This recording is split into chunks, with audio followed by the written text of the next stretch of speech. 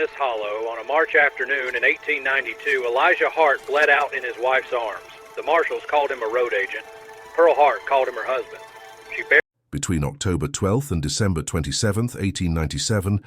18 federal marshals died during systematic campaign by Pearl Hart, who'd eliminated everyone responsible for shooting her husband Jesse Hart during confrontation following attempted highway robbery in Grundy County, Tennessee, shooting that had been conducted ostensibly to arrest outlaws caught in act of robbing stagecoach, but that had escalated when Marshal Marcus Webb had fired weapon-killing Jesse, who'd been attempting to surrender, creating situation where execution-style death had been experienced as murder, rather than as justified enforcement when proper arrest procedures would have required accepting surrender. The Jesse's raised hands and dropped weapon had clearly demonstrated. By December 31st,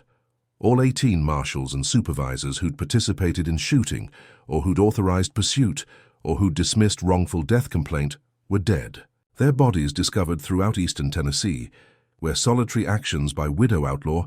had systematically hunted and killed law enforcement personnel through rifle attacks, demonstrating that when governmental authority employs deadly force against surrendering criminals, and when systems refuse accountability for agents who kill rather than arrest, then grieving wives will deliver retribution. That institutions declined to provide, even when evidence documented that Jesse's death had been preventable, through accepting surrender, that proper law enforcement would have honored rather than shooting unarmed man whose criminal acts, while serious, didn't warrant summary execution that circumstances had made unjustifiable. Grundy County, Tennessee, occupied 361 square miles of mountainous Appalachian terrain in southeastern portion of state in 1897, populated by approximately 8,000 people working in declining agriculture and in limited coal mining, economically depressed region, where highway robbery represented persistent problem that isolation and poverty had created, making remote roads into dangerous territories where armed bandits targeted stagecoaches carrying payrolls and commercial goods, that valuable cargoes had made profitable targets for desperate individuals whose legitimate employment opportunities were scarce. The county's law enforcement landscape during late 1890s was characterized by aggressive pursuit of outlaws and by shoot-first approaches that proper arrest procedures should have moderated through requiring attempts at peaceful surrender before employing deadly force that modern standards would recognize as excessive. But that frontier justice mentality had made acceptable to officials whose priorities emphasized eliminating criminal threats rather than ensuring due process that constitutional protections theoretically guaranteed. Pearl Hart was female outlaw age 29, whose involvement in highway robbery represented desperate response to poverty that husband Jesse Hart's inability to secure steady employment had created, forcing couple into criminal activities that legitimate options hadn't provided. Woman whose exceptional riding and shooting skills had made her equal partner in banditry, rather than being merely accomplice that gender expectations might have relegated her to becoming. Pearl's reputation throughout outlaw community had been established through several successful stagecoach robberies that careful planning and bold execution had accomplished, earning respect among criminals who viewed her as skilled professional rather than as woman playing at banditry. Partnership with Jesse, that mutual capabilities had established as genuine collaboration, rather than as subordinate role that typical gender dynamics might have imposed. Jesse Hart was outlaw age 32, whose criminal career had begun during economic depression of 1890s, when coal mine closures had eliminated employment, leaving family without income that legitimate work had previously provided. Man whose decision to pursue highway robbery had been motivated by desperation, rather than by inherent criminality that proper economic opportunities might have prevented developing. Jesse's several years of banditry had established reputation as professional thief, who employed minimal violence, preferring intimidation over shooting that unnecessary harm would have involved. Outlaw whose approach reflected understanding that successful robbery required efficiency rather than brutality, that proper execution would have made unnecessary employing. October 11th, 1897.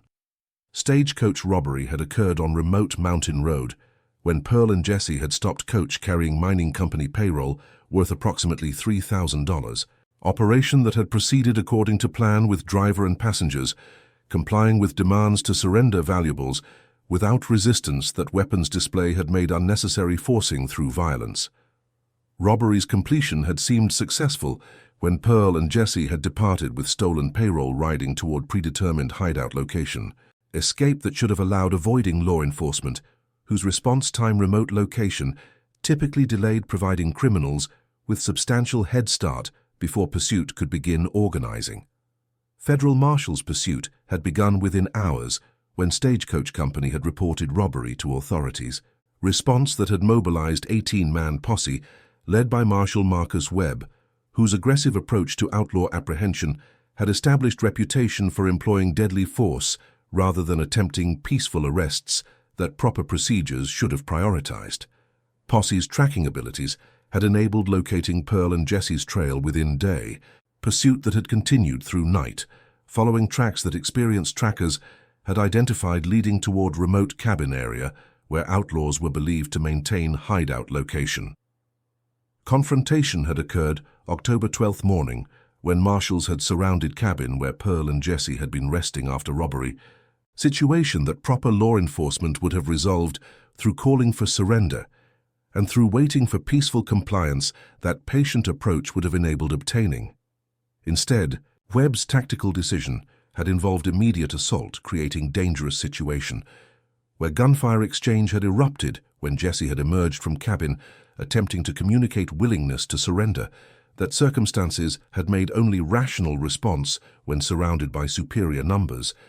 that resistance couldn't overcome successfully. Jesse's death had occurred during moment when outlaw had raised hands demonstrating surrender, while simultaneously dropping rifle that peaceful compliance had required relinquishing, actions that proper enforcement would have recognized as submission warranting arrest, rather than shooting that Webb had ordered executing. Marshall's rifle shot had struck Jesse in chest, causing immediate fatal wound, killing that had been witnessed by Pearl from cabin window, where she'd been positioned preparing to follow husband's example of surrendering, when seeing Jesse shot had created understanding that marshals weren't interested in arrests, but were conducting execution operation, that survival would require escaping through whatever means desperate situation demanded employing. Pearl's escape had occurred through cabin's rear exit during confusion that Jesse's death had created, when marshals had been focused on fallen outlaw rather than on maintaining perimeter that proper tactics would have required securing. Female outlaws' exceptional riding abilities had enabled mounting horse and departing before pursuit could organize. The escape that mountainous terrain's familiarity had facilitated through knowing routes that trackers would have difficulty following when proper navigation required local knowledge that years of operating in region had provided Pearl developing. Most devastating aspect of Jesse's death had been witnessing husband killed while attempting to surrender, creating understanding that lawful authority had become extrajudicial execution squad rather than being legitimate law enforcement, that constitutional protections should have constrained through requiring due process. Pearl's immediate grief had been compounded by recognition that filing complaints would be futile, when Marshall's immunity from prosecution had been well established through institutional culture protecting agents whose deadly force employment faced minimal accountability, regardless of circumstances that proper investigation might have revealed as unjustified shootings deserving criminal charges. Pearl's formal complaint filed with United States Marshals Service on October 13th had described Jesse's shooting as murder rather than as justified enforcement, had explained that husband had been attempting to surrender when Webb had ordered firing weapon killing unarmed man whose raised hands and dropped rifle had demonstrated submission that arrest should have resulted from rather than execution. Marshal Service Supervisor David Mitchell had dismissed complaint explaining that agents had authority to employ deadly force when apprehending dangerous criminals, and that Jesse's death, while unfortunate, had been justified response to outlaw who'd been armed and threatening regardless of whether specific moment of shooting had involved surrender attempt that split-second decisions couldn't reliably assess determining. Investigation into Webb's enforcement tactics revealed that Jesse's shooting wasn't isolated incident, but represented pattern where Marshall had killed rather than arrested multiple outlaws during previous operations, that at least 5 other criminals had been shot during circumstances suggesting surrender attempts had been ignored or had been deliberately prevented through employing immediate deadly force. Patton demonstrated that execution approach, rather than proper arrest procedures, had characterized Webb's methods, creating reputation throughout outlaw community, that surrender wasn't option when encountering posse, that Marshall led because survival required fighting or fleeing rather than attempting peaceful compliance, that shooting would result from regardless of submission demonstrations that proper enforcement would have honored. Pearl Hart's decision to systematically eliminate 18 federal marshals who'd participated in Jesse's killing was individual determination made during solitary reflection at remote location on October 13th evening. Same day Marshal Service had dismissed complaint. Decision represented spousal vengeance framed within understanding that defending husband's honor was fundamental obligation and that failing to hold accountable agents who murdered rather than arrested was unforgivable institutional failure that proper justice demanded correcting. Through eliminating everyone whose participation in shooting or whose dismissal of complaint had enabled execution. That criminal status didn't justify when constitutional protections theoretically applied even to outlaws whose surrender attempts should have resulted in arrests. Planning involved identifying who'd participated in shooting Jesse or who'd authorized aggressive pursuit, determining where marshals could be isolated, allowing rifle attacks from distance, preparing Winchester Model 1873 lever-action rifle that outlaw career had taught Pearl using with exceptional accuracy, and that long-range precision would make effective for conducting systematic campaign. Method of distant rifle attacks had been chosen because Pearl possessed exceptional marksmanship skills developed through years of outlaw activities where accurate shooting had been essential for successful operations, because systematic elimination from concealed positions would demonstrate that female outlaw, whose capabilities male law enforcement had underestimated, possessed skills exceeding what gender expectations might have assumed limiting, because employing sniper tactics would send message that Jesse's execution had created enemy, whose determination and abilities would exact retribution that institutional dismissal had made necessary delivering. Planning involved surveillance, determining marshals' routines, establishing locations where long-range shots could be taken without witnesses, preparing to conduct campaign across weeks, creating terror throughout law enforcement, when pattern would become clear that Widow was systematically eliminating everyone connected to husband's death. The systematic elimination began October 12th evening, just hours after complaint dismissal, when Marshal Marcus Webb, who'd ordered Jesse shot, was found dead at his residence, killed by single rifle shot, fired from approximately 400 yards distance, that had struck Webb through window as Marshal had been working at desk. Shooting that investigation would determine had demonstrated exceptional marksmanship, making immediately clear that perpetrator possessed professional skills rather than being amateur violence. Webb's death created alarm throughout law enforcement, when distant precision shooting suggested calculated assassination rather than spontaneous violence. Realization that would become clear as additional deaths occurred, following same pattern indicating that Jesse's widow was employing outlaw expertise for delivering vengeance that spousal grief had motivated. 7 marshals who'd participated in October 12th operation died October 15th through November 2nd from similar distant rifle attacks while at residences or while traveling alone. Killings that confirmed pattern when investigation recognized that all victims had been present during confrontation, where Jesse had been shot, and that perpetrator was targeting specific individuals rather than attacking random officers. Pattern continued throughout November and December, with marshals and supervisors dying through rifle attacks that ballistics analysis determined came from same Winchester rifle, victims found with 44 to 40 wounds that long-range precision had made fatal, demonstrating that attacks were being executed with marksmanship that outlaw career had developed, making Widow formidable adversary whose capabilities law enforcement had catastrophically underestimated when assuming that female without male partner would be helpless rather than dangerous. Most disturbing aspect of campaign was targeting of Marshal Service supervisors who'd authorized aggressive pursuit or who'd dismissed wrongful death complaint. 7 officials, including 3 regional supervisors, dying between November 20th and December 10th, who investigation would discover had been involved in a proving operation that execution approach had employed or had been responsible for dismissing Pearl's complaint about Jesse's murder, demonstrating that Widow was eliminating not just marshals who directly shot husband, but was punishing everyone whose administrative decisions had enabled tactics or whose refusal to prosecute had denied accountability that spousal love required obtaining. Deaths of high-ranking officials created panic throughout Marshal service when it became clear that female outlaw was systematically eliminating anyone connected to Jesse's death, regardless of whether targets were field agents or were supervisors whose bureaucratic roles had facilitated execution. By December 27th, 18 marshals and supervisors were dead from systematic campaign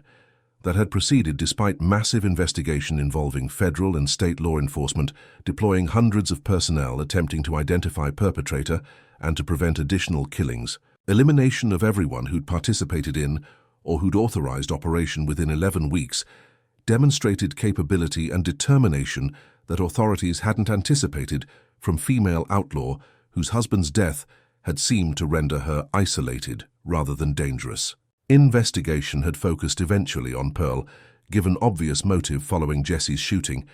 and given that rifle attack's precision suggested professional skills that outlaw background had provided developing. But locating Widow proved difficult when mountainous terrain provided unlimited hiding places, and when outlaw communities' sympathy for Pearl's vengeance had created protective network that information about location wouldn't provide betraying. Breakthrough came when law enforcement surveillance observed Pearl positioning herself with rifle overlooking road where Marshal traveled regularly. Surveillance team intervened before attack could occur, discovering Pearl carrying Winchester Model 1873,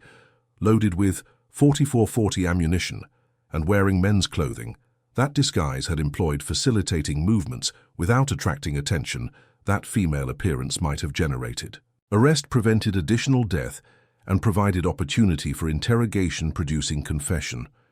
When Pearl acknowledged that systematic campaign had been motivated by avenging Jesse's death and by punishing everyone whose participation in shooting or whose dismissal of complaint had enabled execution, that surrender attempt should have resulted in arrest rather than killing that proper law enforcement would have honored.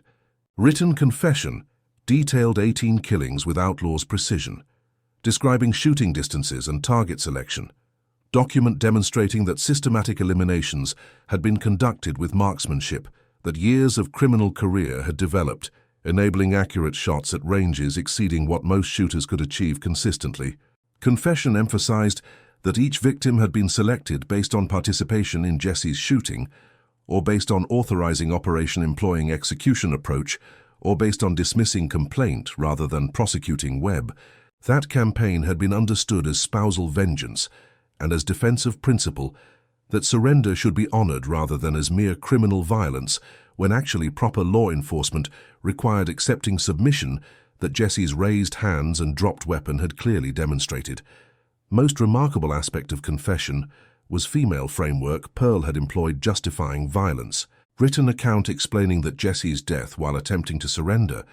had been murder rather than justified enforcement, when husband had been demonstrating compliance that arrest should have resulted from. That witnessing execution had created obligation to avenge spouse whose criminal activities, while serious, didn't warrant summary killing, that constitutional protections theoretically prohibited, even for outlaws whose rights law enforcement should have respected through accepting surrender. Confession explained that being dismissed as merely female outlaw had made systematic campaign possible, when authorities hadn't anticipated that Widow without male partner would be capable of conducting coordinated violence, underestimation that outlaw skills had exploited for delivering retribution, that institutional dismissal had made necessary employing. Trial for 18 murders occurred in March 1898 at Federal Courthouse in Chattanooga, where Pearl Hart faced prosecution for killing law enforcement officers and civilian supervisors. Case that attracted national media attention, both because female outlaw conducting systematic rifle campaign challenged gender expectations and because defense's emphasis on Jesse's wrongful death as provocation raised questions about whether shooting surrendering criminal could ever partially excuse coordinated violence. Prosecution presented overwhelming evidence, including Pearl's detailed confession, Winchester Model 1873 recovered when arrested, ballistics analysis proving rifle had fired, 44-40 rounds killing all victims, systematic pattern demonstrating premeditation rather than spontaneous violence that immediate grief might have provoked. Defense didn't dispute that Pearl had participated in planning and executing systematic rifle campaign, but argued that actions had been desperate response to profound injustice that Jesse's execution represented. That shooting husband who'd been attempting to surrender demonstrated law enforcement failure, where proper arrest procedures would have accepted submission rather than employing deadly force against unarmed man, whose criminal acts, while warranting prosecution, didn't justify summary execution, that circumstances had made murder rather than justified enforcement. Defense presented testimony from law enforcement reform advocates and from legal experts explaining that constitutional protections required due process even for criminals whose surrender attempts should be honored through arrests rather than through shootings that proper procedures would have prevented employing. But prosecution countered with powerful testimony about dangers that outlaw activities posed and about necessity for aggressive enforcement when criminals like Pearl and Jesse had conducted multiple armed robberies threatening innocent people's safety. That highway robbery constituted serious crime that victims had experienced as terrifying violence, regardless of whether physical harm had occurred during specific incidents. Prosecution emphasized that marshals had been pursuing dangerous armed criminals whose resistance potential had justified employing immediate force when surrounded outlaws represented threats that split-second tactical decisions couldn't reliably assess, determining whether surrender attempts were genuine or were deceptions enabling escape or counterattack. Most dramatic prosecution evidence came from stagecoach robbery victims testifying about terror that armed bandits had created during holdups, witnesses explaining that Pearl and Jesse's criminal activities had inflicted psychological trauma on innocent people whose journeys had been violently interrupted by armed thieves demanding valuables at gunpoint. Victims described lasting fears about travel and about encountering outlaws, emphasized that while Pearl might portray herself as romantic bandit figure, actually highway robbery constituted predatory violence against vulnerable travelers whose safety proper law enforcement required protecting through aggressive pursuit, that dangerous criminals' apprehension sometimes necessitated employing deadly force. Defense's arguments about Jesse's surrender attempt emphasized that proper law enforcement distinguished between justified force during active resistance and unjustified execution of unarmed person demonstrating submission, that Webb's pattern of shooting rather than arresting suggested execution approach that constitutional protections should have prevented through requiring attempts at peaceful compliance before employing lethal measures. Defense presented testimony from witnesses who'd observed October 12th confrontation, describing Jesse's raised hands and dropped weapon, emphasized that proper arrest procedures would have accepted surrender, rather than shooting man whose compliance had been clearly demonstrated, creating situation where execution rather than legitimate enforcement had occurred. But prosecution emphasized that regardless of whether specific circumstances of Jesse's death might have involved surrender attempt, and regardless of whether Webb's tactics could be questioned, systematic assassination of 18 federal personnel through rifle attacks constituted murder, that criminal law prohibited and that couldn't be justified through claiming spousal vengeance or through arguing that husband's death excused coordinated violence. Prosecutors noted that victims had included 7 supervisors whose participation had been administrative rather than involving direct shooting, that killing 18 people for one outlaw's death represented excessive response even when acknowledging that Jesse might have been attempting to surrender when shot. Critical to prosecution's case was establishing that Pearl and Jesse had been dangerous criminals whose armed robberies had terrorized innocent people and whose criminal careers had justified aggressive law enforcement response. That romantic portrayals of outlaws shouldn't obscure reality that highway robbery constituted serious violent crime that victims experienced as threatening violence regardless of bandits' self-perception as professional thieves rather than as violent criminals. Prosecution presented evidence about multiple stagecoach robberies that Pearl and Jesse had conducted, emphasized psychological trauma that victims had suffered, and economic losses that stolen payrolls and valuables had represented, creating hardships for individuals and companies whose property bandits had taken through force. Jury deliberated 21 days before returning guilty verdicts on all 18 murder counts. Longest jury deliberation in Tennessee federal court history, reflected extraordinary complexity, evaluating female outlaw whose exceptional skills had enabled systematic campaign and whose spousal grief had motivated violence that husband's questionable death had provoked. Deliberations that required assessing whether each killing had been proven beyond reasonable doubt, while also grappling with difficult questions about gender expectations, about justified force during arrests, about whether criminals deserved due process protections. Jurors explained afterward that they'd been conflicted about convicting woman whose husband might have been wrongly shot and whose capabilities as outlaw challenged assumptions about female limitations. But that rifle attacks' systematic nature and inclusion of supervisory targets had made convictions necessary when overwhelming evidence proved deliberate murders that no spousal grief could justify. Judge sentenced Pearl to death by hanging, sentence that created immediate controversy when capital punishment for female defendant represented rare occurrence that gender norms typically prevented imposing even when crimes warranted such penalty. Sentencing reflected determination that Pearl's systematic murders deserved ultimate punishment, despite being woman. That equality before law required treating female criminals' actions with same severity that male defendants' identical conduct would have received. However, public outcry about executing woman and about questionable circumstances of Jesse's death prompted appeals process that ultimately resulted in sentence commutation to life imprisonment without parole. Revised punishment acknowledging both crime's severity and mitigating factors that execution seemed disproportionate considering. Pearl Hart died in federal prison in 1949 at age 81 from natural causes, having served 51 years, longest imprisonment of any female criminal in American history at that time, had maintained throughout incarceration that Jesse's death had justified eliminating everyone involved, that defending husband's honor was fundamental obligation, that execution rather than arrest had created requiring retribution when systems refused prosecuting agents who shot surrendering criminals. Pearl had refused requests for clemency, explaining that acknowledging wrongdoing would dishonor Jesse's memory and would suggest that accepting murder by law enforcement was acceptable when actually proper procedures should have honored surrender, that raised hands and dropped weapon had clearly demonstrated. Solitary prisoner, whose reputation as exceptional female outlaw had made her legendary figure among inmates and among public, fascinated by woman who'd challenged gender expectations through both criminal career and through conducting systematic vengeance campaign. The late 19th and early 21st centuries brought renewed attention to Hart case, when investigative journalist Patricia Morrison obtained Marshal service files and witness accounts.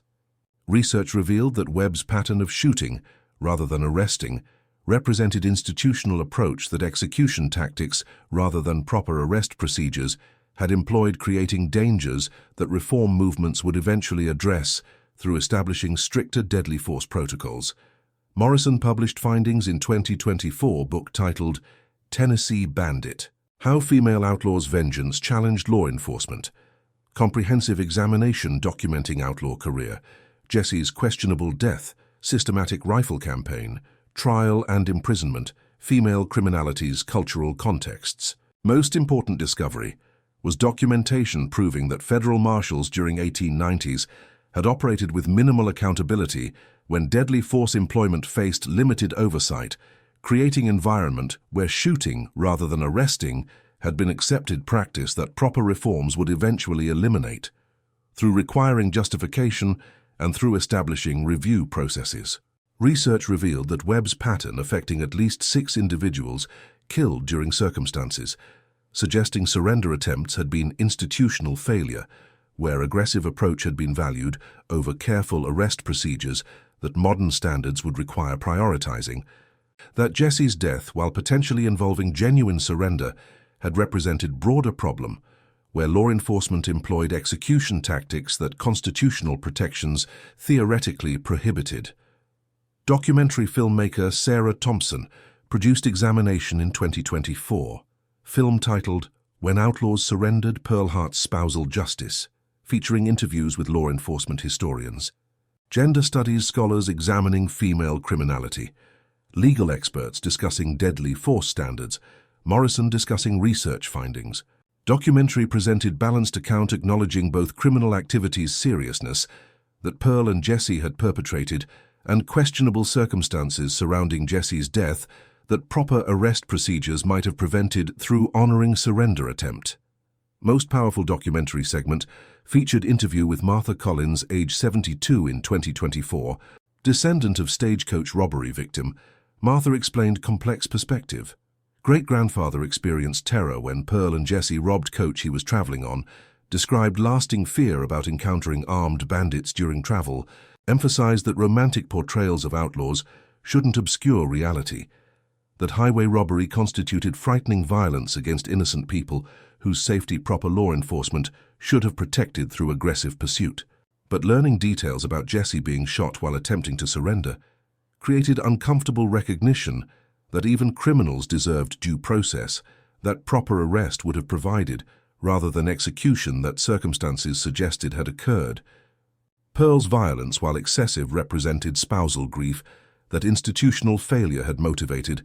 when complaint dismissal communicated that shooting surrendering outlaws was acceptable practice, that accountability didn't require addressing. Documentary's most important contribution was examining female outlaws' experiences during 1890s, when gender expectations created unique challenges and opportunities. Interviews revealed that women like Pearl, who'd participated in criminal activities, had challenged societal norms while also facing dismissal from authorities who'd underestimated capabilities that male criminals' abilities were assumed possessing. Several historians described how Pearl's systematic campaign had demonstrated exceptional skills, that gender stereotypes would have predicted woman lacking, explained that outlaw career and vengeance violence had represented assertions that female capabilities extended beyond domestic roles, that era's cultural expectations had attempted confining women within. Federal government conducted review in 2023, examining law enforcement deadly force procedures during arrests. Review identified historical patterns where aggressive tactics had employed shooting,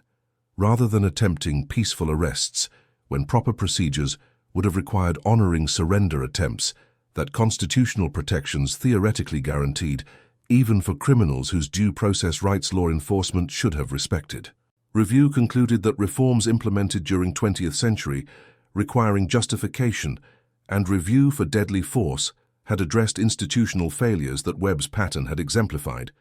that modern standards requiring attempts at peaceful arrest before employing lethal measures represented necessary evolution that historical cases like Jesse's death had demonstrated as essential for preventing unjustified shootings. Federal legislation passed in 2024 established Comprehensive Law Enforcement Deadly Force Accountability Act, requiring federal and state agencies to implement strict protocols during arrests, including mandatory attempts at accepting surrender before employing deadly force unless immediate threat exists, that peaceful compliance couldn't safely address, requiring that deadly force incidents be independently reviewed, examining whether proper procedures were followed, establishing accountability for agents who shoot surrendering individuals outside justified circumstances, mandating prosecution when evidence demonstrates executions rather than legitimate arrests occurred. Legislation referenced Hart case as historical example, demonstrating consequences when accountability systems failed addressing questionable shootings that proper oversight would have prevented or would have prosecuted. Historical marker installed at location where Jesse Hart had been shot reflected balanced approach acknowledging both criminal activity's seriousness and questionable circumstances of death. Pearl Hart, 1897, systematically killed 18 federal marshals following shooting of husband Jesse Hart during confrontation after stagecoach robbery. Pearl and Jesse had been outlaws conducting armed holdups that terrorized travelers, Marshal Marcus Webb shot Jesse, who witnesses described as attempting to surrender through raised hands and dropped weapon. Pearl conducted rifle campaign using exceptional marksmanship developed during outlaw career. Convicted after 21-day jury deliberation. Death sentence commuted to life imprisonment. Served 51 years until death. Longest female imprisonment in American history at time.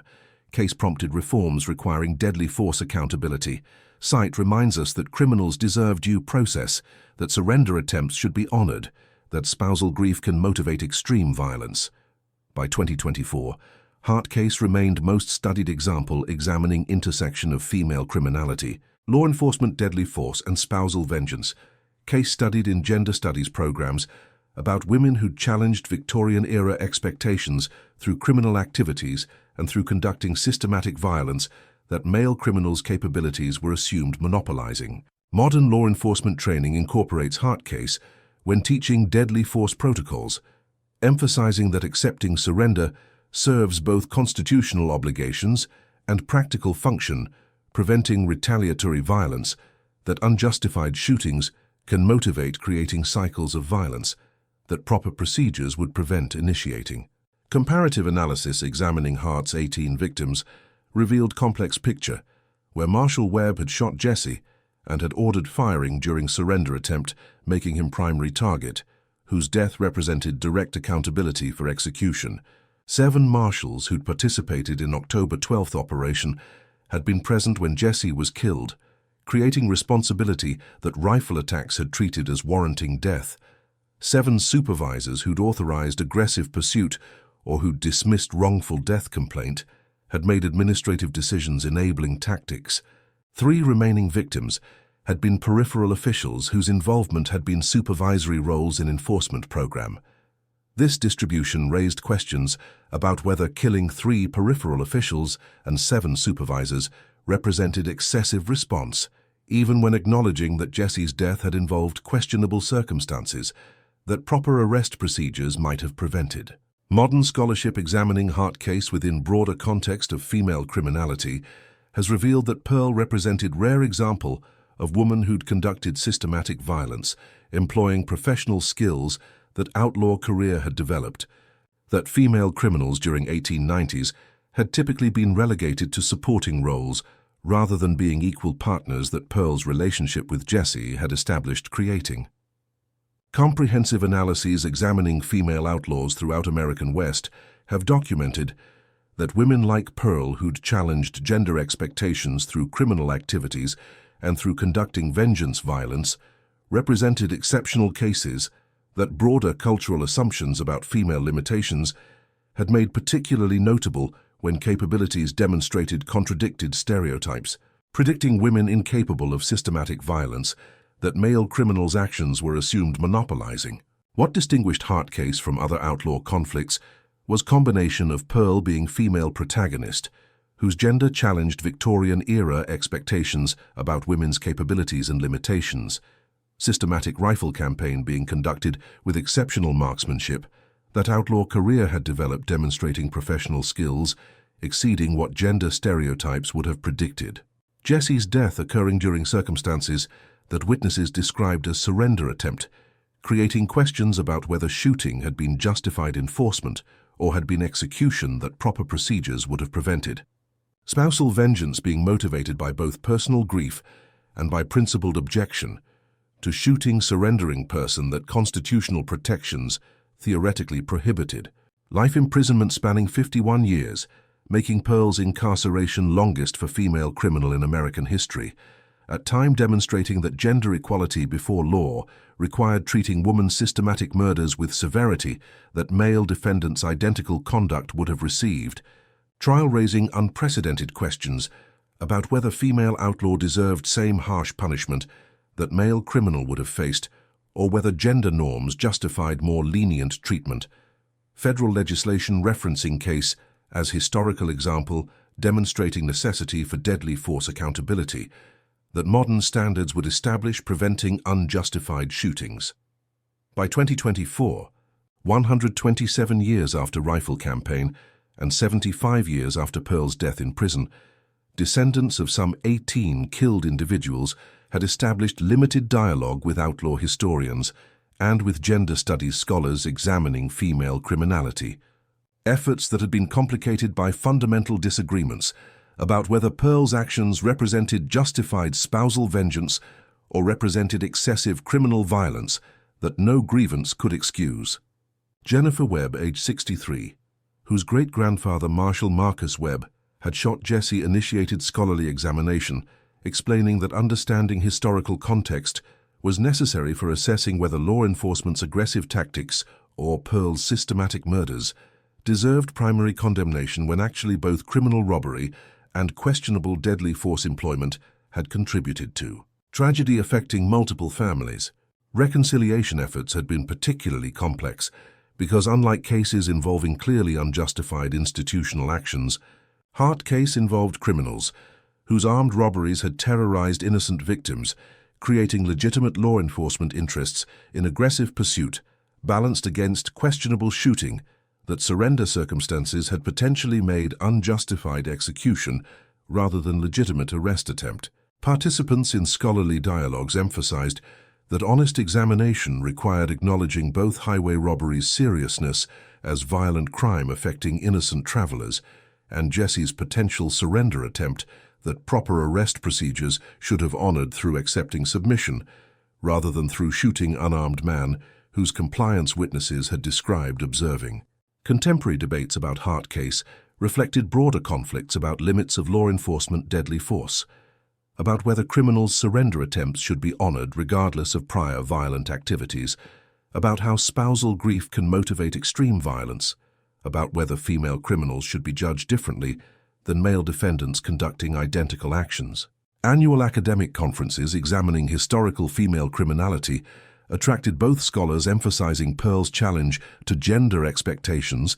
and critics maintaining that focus should remain on 18 deaths and on armed robbery's impacts on innocent victims. Debates demonstrating that even 127 years after violence, fundamental disagreements persisted about moral responsibility when criminals conducted serious violent crimes and when law enforcement employed questionable deadly force during arrests. The enduring questions that Hart case raises about appropriate deadly force standards during arrests, about whether shooting surrendering criminals can ever be justified, about how spousal vengeance can motivate systematic violence, about whether female outlaws should face same harsh punishments that male criminals receive, about whether romantic portrayals of bandits obscure victims' experiences of terror. These remain unresolved 127 years after Rifle Campaign, continue shaping debates about law enforcement accountability, about preventing unjustified shootings during arrests, about gender equality in criminal justice. Memorial gatherings demonstrate that time alone doesn't resolve fundamental disagreements about moral responsibility when criminals conduct armed robberies terrorizing innocent people, and when law enforcement employs aggressive tactics, that questionable shootings result from creating cycles of violence that retaliatory actions perpetuate. Modern gender studies movements invoke Hart case when examining how women challenged Victorian-era expectations through criminal activities and through systematic violence, argue that Pearl's exceptional capabilities demonstrated female potential, extending beyond domestic roles that cultural norms attempted confining women within, while also acknowledging that criminal violence and murder couldn't be celebrated regardless of how impressive capabilities were that systematic campaign had required executing. Critics emphasize that focusing on Pearl's challenge to gender expectations risks obscuring 18 deaths and victims of armed robberies whose terror experiences romantic outlaw portrayals minimize when actually highway robbery constituted serious violent crime that proper law enforcement should have addressed through arrests rather than through questionable shootings. Descendants expressing perspectives about Pearl's violence emphasized complexity, requiring acknowledging both impressive capabilities that systematic campaign had demonstrated and excessive response that 18 deaths represented. Scholars noting that Pearl's 51-year imprisonment had been longest for female criminal at time, demonstrating that gender equality before law sometimes meant harsh treatment, that capabilities and systematic murders had warranted imposing regardless of defendant being woman. This balanced position created discussions within gender studies community, where some argued that any acknowledgement of violence's excessiveness risked undermining appreciation for Pearl's challenge to limiting expectations, while others maintained that honest examination required recognizing that systematic murder couldn't be justified regardless of how impressive skills were or how questionable Jesse's death had been. Federal legislation establishing deadly force accountability prompted examination of broader patterns, where law enforcement historically had employed aggressive tactics that unjustified shootings sometimes resulted from. Department of Justice analysis, examining approximately 2,000 incidents from 1880-1920 period where criminals had been shot during arrests, identified systematic patterns where shooting rather than attempting peaceful arrests had been accepted practice that minimal accountability had enabled continuing, that proper reforms requiring justification and review had addressed institutional failures that historical cases had demonstrated as prevalent. Analysis resulted in recommendations for comprehensive training, emphasizing that constitutional protections required due process, even for criminals whose surrender attempts should be honored through arrests rather than through shootings that proper procedures would prevent employing. Contemporary law enforcement training incorporating Hart case emphasizes that accepting surrender serves both legal obligation and practical function, preventing retaliatory violence. That understanding spousal relationships' intensity is necessary for recognizing that unjustified shootings create profound grievances that evidence suggests can motivate extreme responses when institutional systems dismiss complaints rather than prosecuting agents whose deadly force employment exceeded justified circumstances. Training materials cite specific example of Jesse's questionable death, resulting in 18 murders, as demonstration that proper arrest procedures preventing unjustified shootings serve multiple objectives, including protecting constitutional rights and preventing cycles of violence that questionable tactics can initiate. International law enforcement examining deadly force standards frequently cite Hart case as historical example, demonstrating consequences when accountability systems fail, addressing questionable shootings. Scholars note that constitutional protections globally require that surrender attempts be honored through arrests rather than through executions, regardless of how serious criminals' prior activities had been. Research examining law enforcement criminal conflicts across multiple nations has revealed patterns where aggressive tactics employing deadly force against surrendering individuals have motivated retaliatory violence. That Hart rifle campaign, while extreme, exemplified broader phenomenon where populations experience profound grievances when proper arrest procedures aren't followed, creating situations where vengeance violence becomes expression of objection to unjustified shootings that accountability should have addressed through prosecution. By 2024, the remote mountain road where Jesse Hart had been shot had been designated as historical site examining outlaw era and law enforcement evolution. Structure erected containing materials explaining highway robberies' prevalence during 1890s, when economic depression and isolation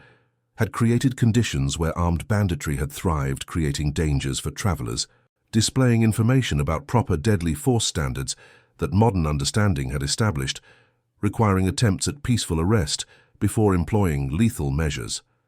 Educational materials included testimony from stagecoach robbery victims describing terror that armed holdups had created, emphasized that romantic portrayals of outlaws shouldn't obscure reality,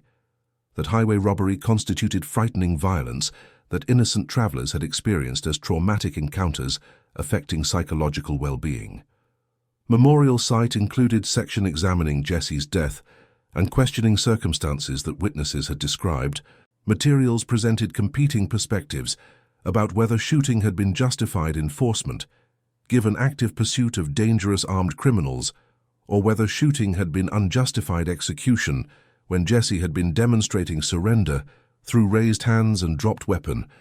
that proper arrest would have honored accepting. Display emphasized that regardless of specific circumstances determination, broader pattern where Webb had shot rather than arrested multiple individuals suggested institutional failure where aggressive tactics had been valued over careful procedures that constitutional protections required implementing. Memorial site section honoring 18 victims, displayed photographs and biographical information about each person killed, included statements from families describing losses and expressing perspectives about whether deaths had been preventable if Jesse's shooting had been properly investigated, or whether deaths represented inevitable consequences when female outlaw possessed exceptional capabilities that systematic vengeance had required employing. Materials included victim Marcus Webb's personnel file showing pattern of shooting rather than arresting, but also included law enforcement representatives' explanations that dangerous criminals' pursuit sometimes necessitated aggressive tactics that split-second decisions about surrender genuineness couldn't reliably assess determining. Memorial Site's educational programming featured balanced presentations, examining both outlaw activities' impacts on innocent victims and law enforcement deadly force standards evolution. Programs included descendants of robbery victims describing lasting trauma that armed holdups had created, law enforcement historians explaining how proper arrest procedures had evolved during 20th century, requiring justification for deadly force that 19th century practices hadn't implemented, gender studies scholars discussing how Pearl had challenged Victorian expectations through criminal career and through systematic violence that male criminals' capabilities were assumed monopolizing. Balanced approach refusing simplifying into narrative, either celebrating female outlaws' impressive capabilities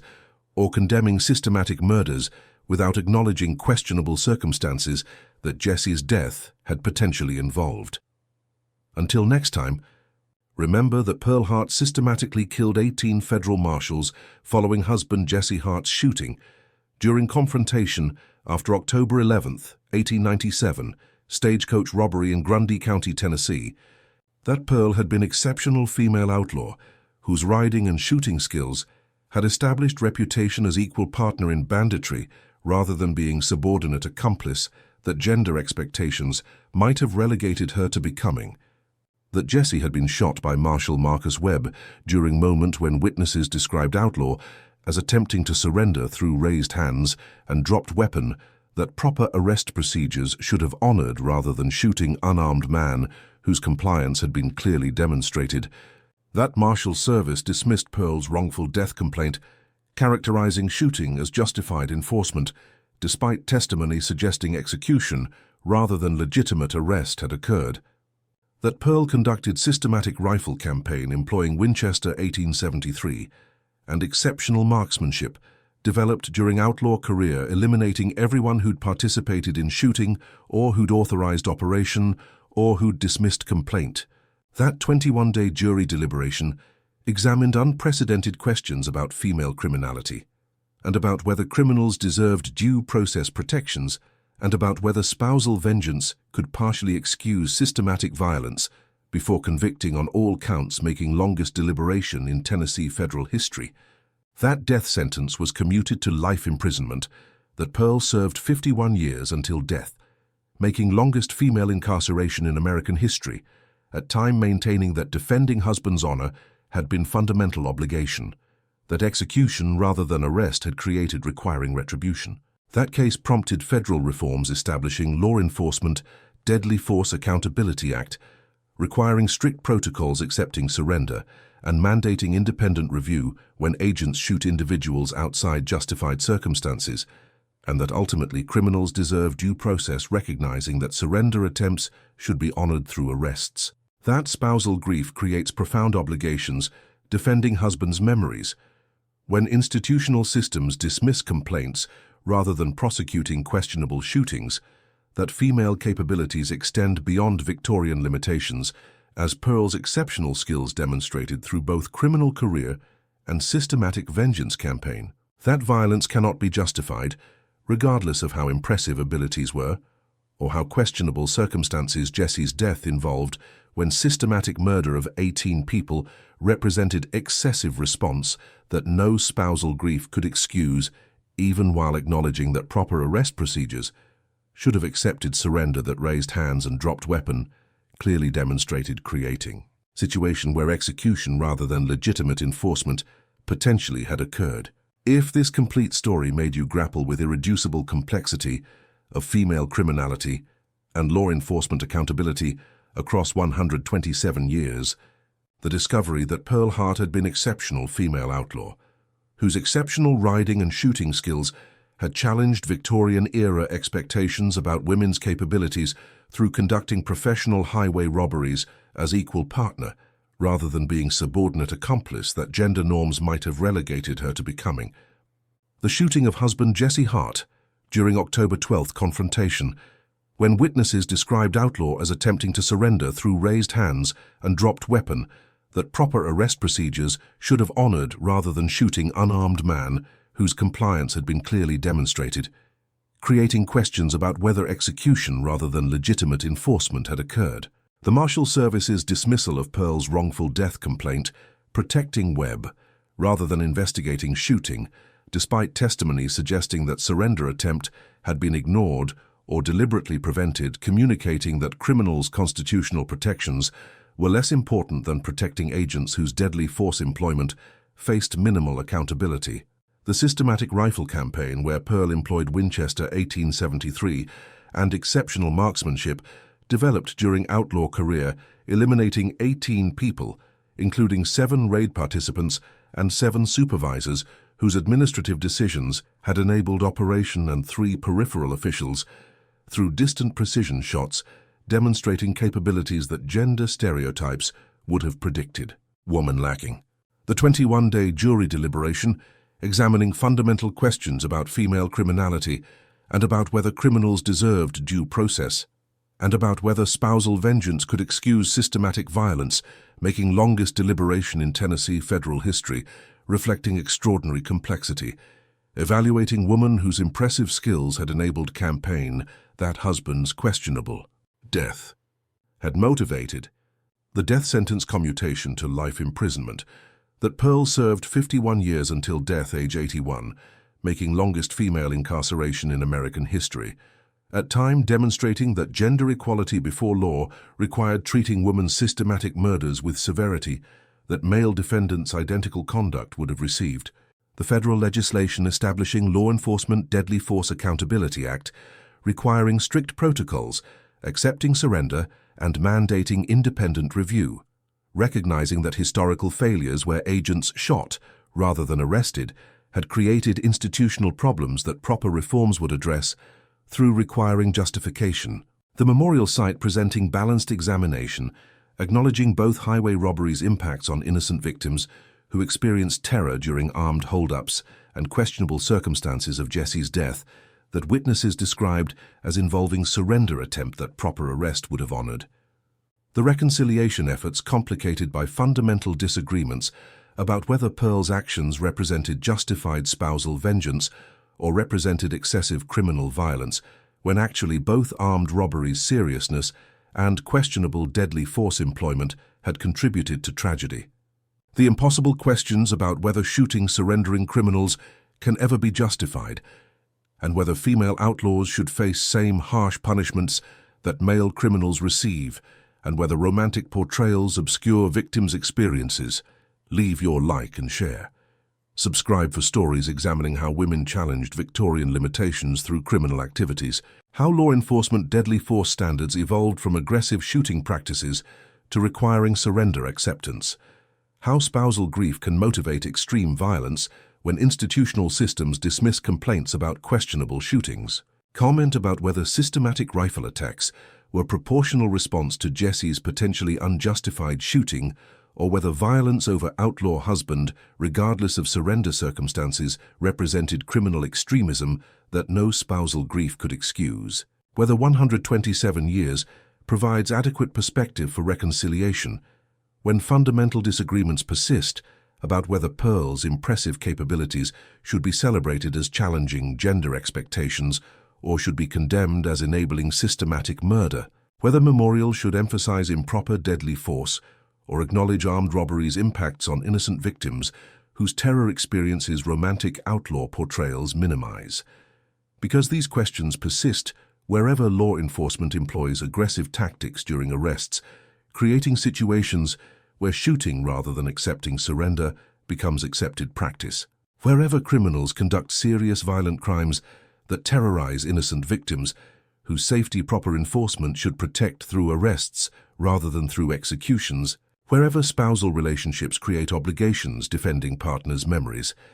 when institutional systems dismiss complaints about questionable deaths rather than prosecuting agents whose deadly force exceeded justified circumstances, wherever female criminals challenge gender expectations through demonstrating exceptional capabilities, that systematic violence requires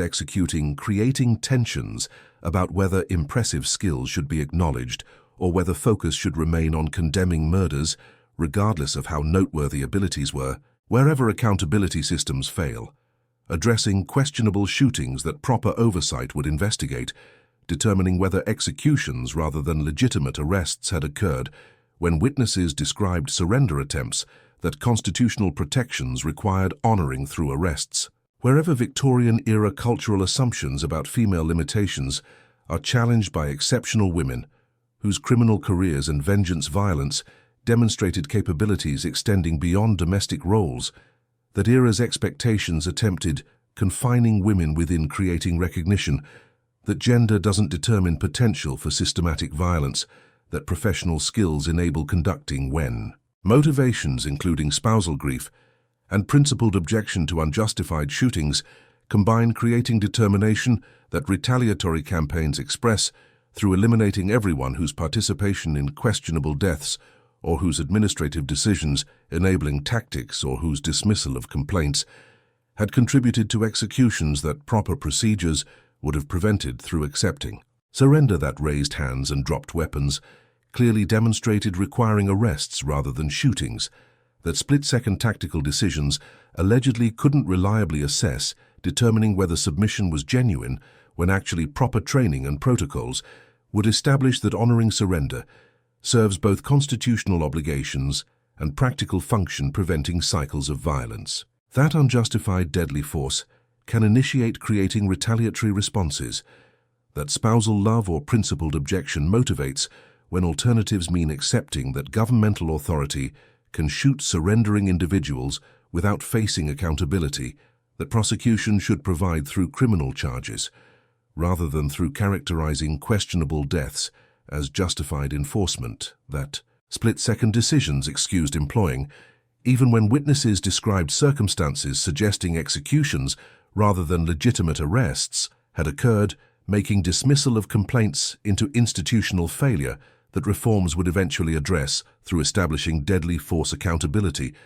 that modern standards require implementing. What Pearl Hart's systematic rifle campaign demonstrated most fundamentally about conflicts between criminal justice and gender expectations and law enforcement deadly force was that when female outlaws challenged Victorian-era limitations through conducting professional highway robberies as equal partners, rather than being subordinate accomplices that cultural norms predicted women becoming, when exceptional riding and shooting skills enabled systematic vengeance violence, that male criminals' capabilities were assumed monopolizing, demonstrating that gender didn't determine potential for conducting coordinated murders, that professional marksmanship required executing accurately, when spousal relationships created obligations defending husbands' memories that questionable deaths had attacked, through shooting surrendering individuals rather than honoring compliance that raised hands and dropped weapons clearly demonstrated requiring arrests, when law enforcement employed aggressive tactics that shooting rather than attempting peaceful arrests had characterized creating institutional failures where deadly force accountability faced minimal oversight, enabling agents whose patterns included multiple questionable shootings to continue operating without prosecution, when Marshal Service dismissed wrongful death complaints protecting agents, rather than investigating circumstances that witnesses described as involving surrender attempts that proper procedures should have honored through arrests, when systematic campaign eliminating 18 people through distant precision rifle shots demonstrated exceptional capabilities that outlaw career had developed, enabling accuracy at ranges that impressive marksmanship required achieving consistently, when trial proceedings examined unprecedented questions about whether female defendant should receive same harsh punishment that male criminal conducting identical actions would face, or whether gender norms justified more lenient treatment, creating fundamental tension between equality before law and cultural expectations about women's appropriate roles. When jury deliberations extending 21 days reflected profound complexity, evaluating women whose impressive skills had challenged limiting assumptions while also conducting systematic murders that no spousal grief could justify, regardless of how questionable circumstances husband's death had involved. When death sentence commutation to life imprisonment spanning 51 years made Pearl's incarceration longest for female criminal in American history, at time demonstrating that impressive capabilities and systematic violence had warranted harsh punishment that gender didn't excuse reducing. When federal legislation establishing deadly force accountability referenced case as historical example, demonstrating necessity for reforms requiring surrender acceptance and independent review, preventing unjustified shootings that institutional failures had enabled continuing during era when aggressive tactics had been valued over careful procedures. When memorial sites present balanced examinations, acknowledging both armed robberies' serious impacts on innocent victims who experienced terror during holdups and questionable circumstances of deaths that witnesses described as involving surrender attempts that proper arrests would have honored. When reconciliation efforts remain complicated by fundamental disagreements about whether systematic murders represented justified spousal vengeance or represented excessive criminal violence, when actually both highway robberies' seriousness and questionable deadly force employment had contributed to tragedy affecting multiple families, then systematic responses become inevitable when exceptional female outlaws understand that defending husbands' memories requires employing whatever violent spousal obligations demand for ensuring that agents who shoot surrendering individuals face consequences that institutional systems refuse delivering through dismissing complaints rather than prosecuting questionable deaths that proper investigation would determine involved executions rather than legitimate arrests, creating conditions where retaliatory campaigns become expression of both personal grief and principled objection to deadly force practices that constitutional protections theoretically prohibited, but that minimal accountability enabled continuing throughout era when shooting rather than arresting had been accepted. Practice that reforms would eventually eliminate through establishing standards requiring justification and review.